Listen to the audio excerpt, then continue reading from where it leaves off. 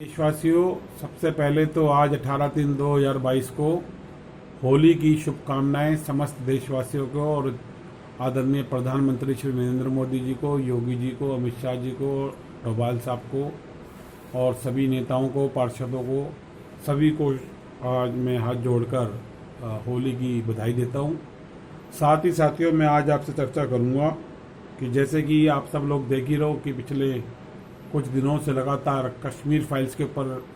चर्चा चल रही है और आज हम आपके सामने तीसरी प्रतिक्रिया लेके आ रहे हैं। पहली मैंने 12 मार्च को जारी करी थी, फिर मैंने 13 मार्च को, और आज 18 तारीख को मैं तीसरी प्रतिक्रिया जारी कर रहा हूँ आपके सामने। एक तो सिर्फ भाजपा का ही ये देश नहीं है कि जो सिर्फ भाजपा शासित राज्यों में ही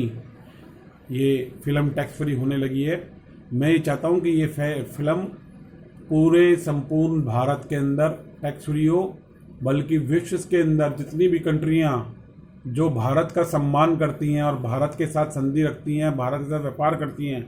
उन कंट्रियों से भी मेरा ये हाथ जोड़ के गुजारिश है कि वो कंट्रियां भी इस फिल्म को दिखाएं, निःशुल्क दिखाएं, ताकि हमारे देश के अंदर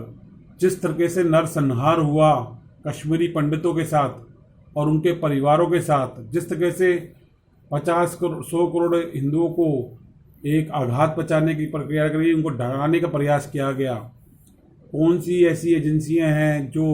ऐसे लोगों को, ऐसी कौमों को और ऐसी जातियों को चुन रहे हैं, जिनके सारे हमारे देश के अंदर, भारत देश जो कि एक शांति प्रिय देश है, उसमें आतंक फैलाना चाहते हैं। मैं चाहता हूं कि इस फिल्म के माध्यम से पूरा विश्व इसको देखे, पहली बात। दूसरा, मेरा ये भी इससे ताशकंद फाइल्स के बारे में भी मैंने बताया था पीछे, जो अभी चर्चा के अंदर है, कि मैंने बताया था लाल बहादुर शास्त्री जी का, हमारे जो देश के पूर्व प्रधानमंत्री थे, जिन्होंने देश के अंदर एक विकास का नारा दिया था, जय जवान जय किसान, और हरित क्रांति आई, जिससे कि पूरा विश्व देश की उस बढ़ती हुई तरक्की से घबरा गया और खुद बहुत सारी ऐसी ताकतें थी जिन्होंने भारत के विकास को रोकने के लिए लाल बहादुर शास्त्री जी को रोक दिया और रहस्यमय परिस्थितियों में उनकी मृत्यु हुई और जिसपे मुकदमा तक दर्ज हुआ। बहुत सवाल खड़े हो रहे हैं। ऐसे ही आपने देखा 1984 के अंदर इस भारत को तोड़ने की कोशिश करी गई, जातियों और धर्मों के नाम पर, और सिख समुदाय पे किस तरह से नरसंहार किया गया, वो भी बहुत अशोभनीय और चिंतनीय विषय है। गोधरा कांड, मुजफ्फरनगर दंगे, ऐसी कितनी चीज़ें आपके सामने हैं कि हमारे देश के अंदर ऐसी चीज़ें हो रही हैं। और आज तक की जितनी भी सरकारें रही हैं, ये बहुत ही एक गंभीर विषय है कि आखिर क्या कारण रहा कि उन्होंने कोई जांच नहीं बिठाई, इंक्वायरी नहीं बिठाई, उनके रिहेबिलिटेशन के लिए, पुनर्वास के लिए कोई ठोस कदम नहीं उठाए, उनको कोई रिजर्वेशन नहीं दिया गया, दंगा पीड़ितों को, उनको मुख्य विचारधारा में जो बड़ी बड़ी नौकरियां हैं, IAS IPS, एडमिनिस्ट्रेशन में जॉब और सरकार जो होती है उसके अंदर उनको टिकट देना चाहिए था, रिजर्वेशन करना चाहिए था कि जो दंगे पीड़ित है उसके हिसाब से रिजर्वेशन मिलना चाहिए था। ऐसी बहुत कमियां रह गई, जो मेरे को समझता हूं कि अब आदरणीय नरेंद्र मोदी जी के नेतृत्व में आज हमारा देश तरक्की कर रहा है। एक शक्तिशाली मजबूत देश के तौर के ऊपर आज पूरे विश्व में चर्चा है। अभी यूक्रेन में और रूस की लड़ाई में आपने देखा है कि किस तरीके से भारतीय झंडे का सम्मान पूरे विश्व ने किया और लोगों ने अपनी जान बचाने के लिए तिरंगे का सहारा लिया। तो मैं ये चाहूँगा कि इस देश के अंदर आज ये 50 करोड़ भारतीय, इस देश के अंदर 50 करोड़ हिंदुस्तानी आज ये पूछना चाहता है देश के 800 करोड़ जनता से कि हमारे देश के अंदर जिस तरीके से अशांति फैलाने का प्रयास किया जा रहा है, जाति धर्म के नाम से लड़ाई लड़वाने का प्रयास किया जा रहा है, हमारी देश की ज़मीन कब्जा कर रखी है जो POK के नाम से जानी जाती है, और कई टुकड़ों पर कब्जा करने की साजिश लगातार पड़ोसी राज्य रचते आ रहे हैं, उनको फंडिंग करी जा रही है। देश के अंदर अलगाववादी, आतंकवादी ताकतों को विदेशी समर्थन मिल रहा है, ताकतें मिल रही हैं, हवाला के हिसाब से कारोबार से पैसा चल रहा है, भ्रष्टाचार बढ़ता जा रहा है। तो इन चीज़ों के ऊपर मैं चाहता हूं कि आज देश के 800 करोड़ नागरिक और 200 देश जो इस देश के अंदर पूरे विश्व के अंदर हैं, वो सब लोग आज इस चीज़ को देखें और इसके ऊपर चिंतन करें और भारत की इस समस्या के अंदर अपना समर्थन जाहिर करें और भारत की कदमों को, नरेंद्र मोदी जी के सपनों को मजबूत करें, ताकि इस देश का 50 करोड़ भारतीय, 800 करोड़ जो पूरे विश्व के अंदर निवासी हैं उनकी मदद से इसके अंदर लोगों के अंदर शांति का पैगाम दे सके, और जो लोग हमारे देश के अंदर शांति व्यवस्था को नाकाम करना चाहते हैं, इसको विकास को रोकना चाहते हैं, इसको धर्म समुदाय के अंदर बांट के यहाँ के राज्यों को कब्जा करना चाहते हैं, उनको भारत सबक सिखा सके। और उसके लिए हमारे देश की सेना तैयार खड़ी है। हमारे देश के डिफेंस मिनिस्टर राजनाथ सिंह जी तैयार खड़े हैं। अजीत डोभाल जी आईपीएस जो है वो पूरी उनकी रणनीति तैयार है। बहुत बड़ा वर्ग है ऐसा आईएएस आईपीएस लॉबी का भी, वो सब लोग तैयार खड़े हुए हैं और साथ में हमारी देश की जनता तैयार खड़ी है। तो मैं चाहता हूं कि हमारे को पूरे विश्व के लोगों का समर्थन मिले, आम आदमी का समर्थन मिले। आम आदमी का हमें समर्थन चाहिए,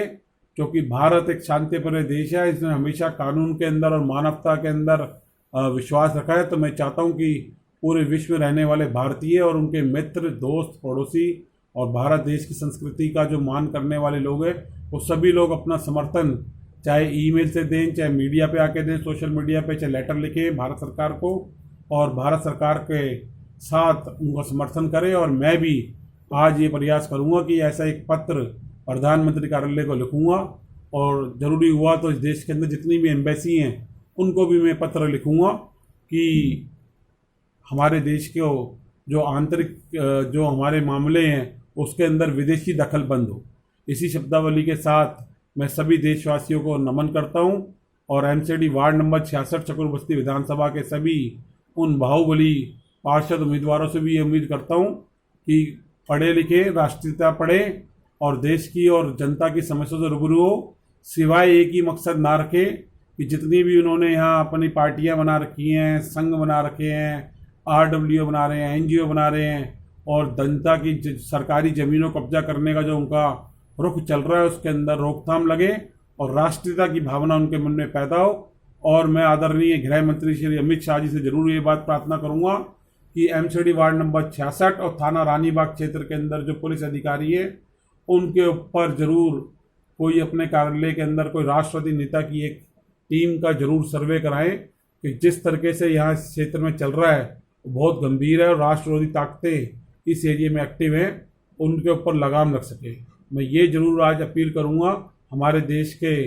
एक बहुत ही चाणक्य की तरह के सोच रखने वाले गृह मंत्री आदरणीय श्री अमित शाह जी से, और हमारे दिल्ली पुलिस के कमिश्नर आदरणीय श्री राकेश अस्थाना जी से, और आदरणीय आईपीएस श्री अजीत डोभाल जी से, कि वो अपने कार्यालय का कोई ना कोई एक ऐसा व्यक्ति या कोई एक ऐसी जांच करा के देख ले, या नहीं है कि सुपरविजन में तो दूध का दूध और पानी का पानी हो जाएगा, आपके सामने आ जाएगा कि किस तरह की ताकतें यहाँ पे काम कर रही हैं और उनका अंदरूनी सोच क्या है, और उनके कपड़े सफ़ेद और मन काला है, और राष्ट्रवादी ताकतों में ये लोग इन्वॉल्व है। इसको रोकने का प्रयास करें। इसी के साथ विराम देते हैं। जय हिंद, जय भारत, जस्टिस क्रांति जिंदाबाद। और ज़रूरी हो तो मैं चाहूँगा कि इसके अंदर कानूनी अधिवक्ताओं को और न्यायालयों की भी मदद दी जाए। इसी के साथ मैं पुनः धन्यवाद करूँगा। जय हिंद, जय भारत। और अगर ज़रूरी हुआ तो मैं एक दिल्ली के अंदर एक ऐसा बहुत बड़ा एक जागरूक आंदोलन लाएंगे जिसके अंदर हम प्रयास करेंगे पूरे विश्व के लोगों का समर्थन हासिल करने का प्रयास करेंगे। और मैं एमसीडी वार्ड नंबर 66 और शकूरबस्ती विधानसभा में रहने वाले भारतीय जनता पार्टी के पूर्व एमएलए जो कि 20 साल एमएलए रहे 1993 से 2013 तक श्री जय भगवान अग्रवाल जी, और आदरणीय डॉक्टर एस.सी. वत्स जो कि शकूरबस्ती विधानसभा से पूर्व एमएलए रहे। मैं इन दो बंदों के नेतृत्व में और इनके प्रयास से